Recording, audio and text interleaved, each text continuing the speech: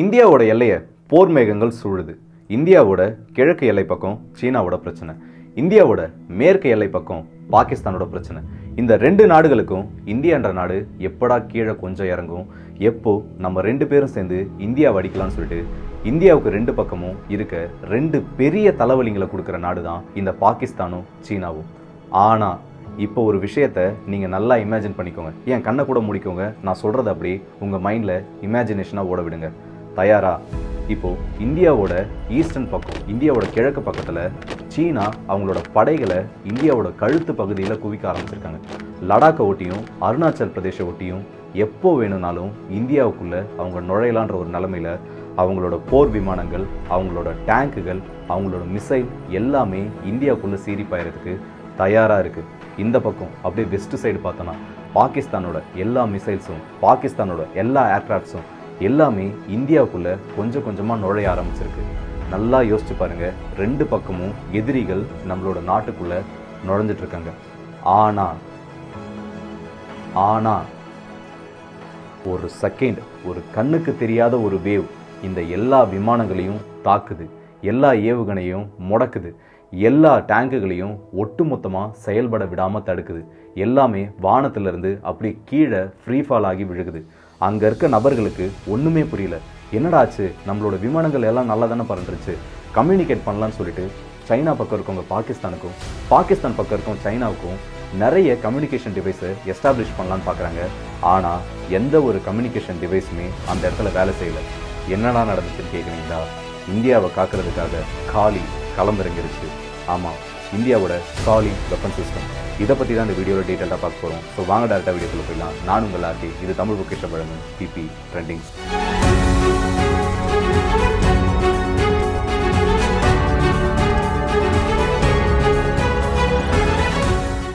இந்த வெப்பன் சிஸ்டமை பற்றி பார்க்குறதுக்கு முன்னாடி ஒரு சின்ன இன்சிடெண்ட்டை நான் உங்களுக்கு சொல்லணும்னு ஆசைப்பட்றேன். இதை ஜஸ்ட்டு மனசில் மட்டும் பதிய வச்சுக்கோங்க. லாஸ்ட்டாக இதுக்கும் நம்ம இந்த வெப்பன் சிஸ்டமை பற்றி பேசுகிறதுக்கும் என்ன சம்மந்தம் இருக்குன்னு தெரியும். 2012 சியாச்சின் கிளேஷியர் பகுதியில் ஒரு மிகப்பெரிய அவலாஞ்சி பாகிஸ்தான் சைடில் ஏற்படுது. வேறு எதுவுமே இல்லை, ஒரு பெரிய பனிச்சரிவானது ஏற்படுது. இந்த பனிச்சரிவில் பாகிஸ்தானோட சோல்ஜர்ஸ் அங்கே அந்த ட்ரூப்ஸுக்கு ஹெல்ப் பண்ண போனவங்க சொல்லிட்டு 135 பேர் இந்த பனியில் சிக்கி பரிதாபமாக உயிரிழந்து போகிறாங்க. பாகிஸ்தான் அவங்களோட உடல்களை மீட்கணும்னு சொல்லிட்டு எவ்வளோ முயற்சிகள் எடுத்தும் எந்த ஒரு முயற்சியிலையும் அவங்களுக்கான பலன் கிடைக்கல. அத்தனை நபர்களும் இறந்ததாக சொல்லி அவங்கள அங்கேயே கைவிடுறாங்க. ஏன்னா அந்த இடத்துல இமயமலையில் சியாச்சின் கிளேஷியரோட அந்த பக்கத்தில் பாகிஸ்தான் மேலே விழுந்த பனியோட அளவு மட்டும் 30லேருந்து 32 அடிக்கும் மேலே ஒட்டுமொத்தமாக பனி அந்த ஒட்டுமொத்த கேம்ப்ஸையும், பாகிஸ்தான் சைடில் இருந்த எல்லா கேம்ப்ஸையும் மூழ்கடிச்சிருச்சு. பாகிஸ்தானுக்கு ஏற்பட்ட ஒரு மிகப்பெரிய இழப்பு. இந்த இன்சிடெண்ட்டை இதோட நிறுத்திக்கலாம். லாஸ்ட்டாக நான் இதை ஏன் சொன்னேன்னு சொல்லிட்டு உங்களுக்கு புரியும். இந்தியாவோட காலி வெப்பன் சிஸ்டம் 1989 இதுக்கான பணிகள், இந்தியா இப்படி ஒரு வெப்பன் சிஸ்டம் உருவாக்கணும்னு சொல்லிட்டு இந்திய அரசாங்கத்துக்கிட்ட இருந்து முதல் முறையாக பாபா அட்டாமிக் ரிசர்ச் சென்டருக்கு இந்த ஒரு தகவலானது போகுது. எப்படியாச்சும் நம்ம நான் வெப்பனைஸ்டு, நான் ரேடியோ ஆக்டிவ், ஃப்ரீ எனர்ஜி வெப்பனை நம்ம உருவாக்கி ஆகணுன்றது தான் அந்த திட்டத்தோட முதன்மையான குறிக்கோள். இதுக்கான பணிகளில் பாபா அட்டாமிக் ரிசர்ச் சென்டர்ஸோட சயின்டிஸ்ட்டும் களமிறங்குறாங்க. கிட்டத்தட்ட பல நாள் உழைப்புகளுக்கு பிறகு முதல் தடவையாக இந்த வெப்பன் சிஸ்டமை ஜஸ்ட் ஒரு ஒர்க்கிங் ப்ரோட்டோடைப்பாக உருவாக்குறாங்க. இப்போவும் சொல்கிறேன், முதல்ல நம்ம இந்தியா இந்த ப்ராஜெக்டில் இறங்கினதுக்கு முக்கியமான காரணமே இது ஒரு இண்டஸ்ட்ரியல் யூஸ்க்காக மட்டும்தான் இருக்கணும், இண்டஸ்ட்ரியல் யூஸ்க்கு மட்டும்தான் நம்ம இதை பயன்படுத்தணும்னு சொல்லிட்டு. ஆனால் அப்போதான் உள்ள டிஆர்டிஓட entry. Bhabha atomic research centre கூட சேர்ந்து நம்மளோட டிஆர்டிஓவும் இதை நம்ம இண்டஸ்ட்ரியல் யூஸ்க்கு மட்டும் பண்ணக்கூடியது, இந்த வெப்பன் சிஸ்டமை பற்றி உங்கள் யாருக்குமே தெரியல, இந்த வெப்பன் மட்டும் நம்மளோட இந்தியாவுக்காக களமிறங்குருச்சுன்னா இந்தியாவை யாராலையுமே ஒன்றும் பண்ண முடியாது, அந்த அளவுக்கு இந்த வெப்பன் சிஸ்டம் அவ்வளவு கேப்பபிளானதுன்னு சொல்லிட்டு இதை அப்படியே இண்டஸ்ட்ரியல் யூசேஜில் இருந்து ஒட்டுமொத்தமாக இதோட யூசேஜை டிஃபென்ஸ் செக்டார் பக்கம் மாற்றுறாங்க. அப்போதான் நம்ம இந்தியாவுக்கு ஒரு மிகப்பெரிய ஆயுதத்தை நம்ம உருவாக்க போகிறோம்னு சொல்லிட்டு ஒரு சின்ன ஸ்பார்க் தட்டியிருக்கு. இந்த காலின்ற பேரோட அப்ரிவேஷனே கிலோ ஆம்பியர் லீனியர் இன்ஜெக்டர். அதாவது கண்ணுக்கு தெரியாத இந்த எலக்ட்ரான் அலைகளை காற்றுல அனுப்பி எதிரிகளோட ஒட்டுமொத்த எலக்ட்ரானிக் டிவைசஸையும் செயல்பட விடாமல் செயலிழக்க வைக்கிறது தான் இதோட முதன்மையான வேலையே. இந்த இடத்துல நிறைய பேருக்கு டவுட் வரலாம், அப்படின்னா இது ஒரு லேசர் வெப்பனான்னு சொல்லிட்டு. கிடையவே கிடையாது. இது ரெண்டுத்துக்கும் முதல்ல வித்தியாசத்தை புரிஞ்சுக்கோங்க. நம்மளோட Durga system laser based weapon system. இங்கேருந்து ஒரு டைரெக்டாக ஒரு எனர்ஜி, லேசர் எனர்ஜி போயிட்டு எதிரியோட ஏர்கிராஃப்ட் மேலேயோ இல்லை ட்ரோன்ஸ் மேலேயோ பட்டு அந்த இடத்துல ஒரு ஓட்டையை உருவாக்கி ஃபிசிக்கலாக அது மேலே டேமேஜ் ஏற்படுத்தி அதை கீழே விழ வைக்கிறது அது laser weapon system, Durga weapon system. ஆனால் இந்த பக்கம் காளியை பார்த்தோம்னா, காளி இது எதையுமே செய்ய வேண்டாம், எதிரியை ஃபிசிக்கலாக அடிக்கணுன்ற அவசியமே கிடையாது. இந்த சிஸ்டம் எப்படி ஒர்க் ஆகுதுன்னா, இதில் இருக்க எலக்ட்ரான் ஆக்சிலரேட்டர்ஸும் இதில் இருக்க எனர்ஜி ப்ரொடியூசிங் சிஸ்டம்ஸும் அதிகமான எலக்ட்ரான் பல்ஸை வித்தின் ஷார்ட் டைமில் உருவாக்கும். இது எப்படி ஒர்க் ஆகுனா, உதாரணத்துக்கு சொல்லணும்னா இந்த காளியில் நிறைய டைப்ஸ் இருக்குது. காளி 80, காளி 200, காளி 1000, காளி 5000, காளி 10,000. இப்போதைக்கு இந்தியா கிட்ட ஆக்டிவாக இப்போதைக்கு டெஸ்டிங் ஃபெசிலிட்டியிலேருந்து ஓரளவுக்கு நம்ம உருவாக்கி முடிச்சிருக்கிறது காளி 5000. இதனால எந்த அளவுக்கு அதிகமான எலக்ட்ரான் எனர்ஜியை எக்ஸ்ரே வடிவிலையோ இல்லை மைக்ரோவேவ் வடிவிலையோ உருவாக்க முடியும்னு கேட்டிங்கன்னா, வித்தின் 60 நானோ செகண்டுக்குள்ள இதனால 4 ஜிகாவாட்ஸ் அளவுக்கு எனர்ஜியை உருவாக்க முடியும். அந்த 60 நானோ செகண்ட்ஸ்க்கு அப்புறமா கண்ணிமைக்கிற நேரத்தில், அதாவது அதுலேயும் பல மடங்கு குறைவான நேரத்தில் 4 ஜிகாவாட்ஸ்லேருந்து 40 ஜிகாவாட்ஸ்க்கான பவரை கண்டினியூவஸ் பல்ஸாக, ஒரு பல்ஸ் பின்னாடி இன்னொரு பல்ஸ்ன்னு சொல்லிட்டு எதிரியோட டார்கெட்டை நோக்கி இந்த வெப்பன் சிஸ்டமால் அனுப்ப முடியும். இப்படி அனுப்பப்படுற இந்த ரேஸ் எல்லாமே ஒன்று எக்ஸ்ரேவாக இருக்கும், அப்படி இல்லையா இது எல்லாமே மைக்ரோவேவ்ஸாக இருக்கும். இப்படி கண்ணுக்கு தெரியாமல் பறந்துட்டு இருக்க இந்த எலக்ட்ரோ மேக்னெட்டிக் வேவ்ஸ் எல்லாமே எதிரியோட ஏர்கிராஃப்டில் போயிட்டு மோதுச்சுன்னு வைங்க, இல்லை எதிரியோட எந்த ஒரு எலக்ட்ரானிக் டிவைஸாக வேணா இருக்கட்டும், அது ஒரு ட்ரோனாக இருக்கட்டும் இல்லை அவங்களோட ரேடார் ஸ்டேஷன் என்னவா வேணா இருக்கட்டும், எல்லாத்துலேயுமே இப்போ கண்ட்ரோலர்ஸ், மைக்ரோ கண்ட்ரோலர்ஸ், மைக்ரோ சிப்ஸ்ன்னு சொல்லிட்டு எலக்ட்ரானிக் சர்க்கியூட்ஸ் இல்லைனா, இந்த எலக்ட்ரானிக் போர்டு இல்லைனா இந்த உலகத்தில் டெக்னாலஜியே கிடையாது.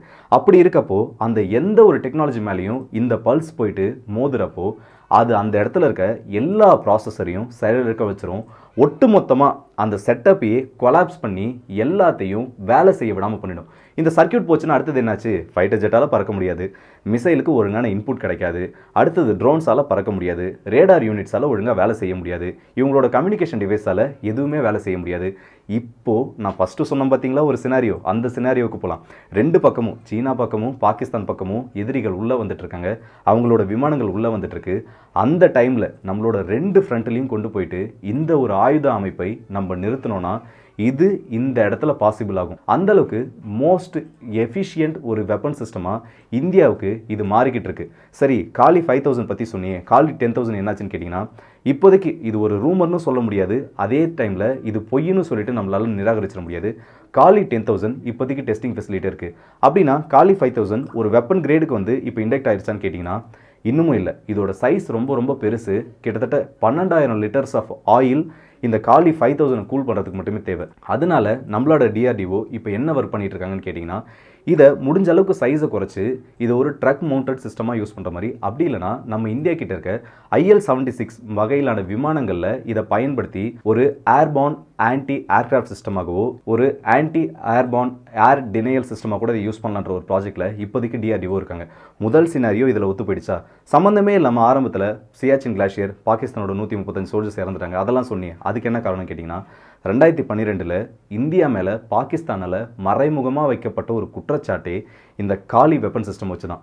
இந்தியா அவங்களோட அதிகமான எனர்ஜியை ப்ரொடியூஸ் பண்ணக்கூடிய மோஸ்ட் சீக்ரெட் வெப்பன் சிஸ்டமாக சொல்லக்கூடிய காளி வெப்பன் சிஸ்டமை இந்தியாவோட இந்த இமயமலையில் சியாச்சின் கிளாஷியர் பகுதியில் பயன்படுத்திட்டாங்க. அதோட வெப்பத்தினாலையும் அதோட ஒரு இம்பேக்டாலையும் ஏற்பட்ட பனிச்சரிவு தான் இவ்வளவு பெரிய பனிச்சரிவாக மாறி பாகிஸ்தானோட இத்தனை சோல்ஜர்ஸை கொண்டுடுச்சுன்னு சொல்லிட்டு இன்னமும் பாகிஸ்தானில் இருக்க பல பேர் இந்தியாவுக்கு எதிராக பேசிக்கிட்டு இருக்காங்க.